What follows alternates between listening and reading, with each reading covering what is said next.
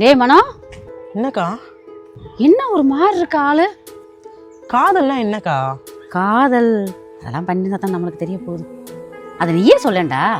2 பேர் மனசை புரிஞ்சுக்கிறது தான்க்கா காதல்.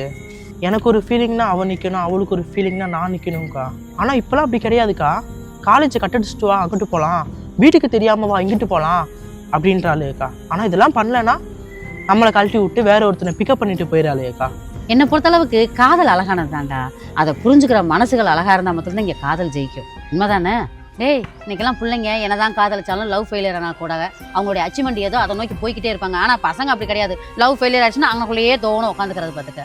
இன்னைக்கு அவன் இதெல்லாம் பொழப்பு கிடையாது, நம்மளோட அச்சீவ்மெண்ட் தான் பொழப்புன்னு போறாங்களோ அன்னைக்கு தாண்டா வாழ்க்கை நல்லா இருக்கும். படிச்சு முன்னேற பாருங்கடா. 1000 பிள்ளைங்க உங்களை தேடி வருவா.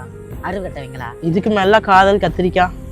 என்னோட அச்சீவ்மெண்ட்டை பார்த்துட்டு நான் போயிட்டே இருப்பேன்க்கா. சரி, நான் வர்றேன். காதலம்மா காதல்.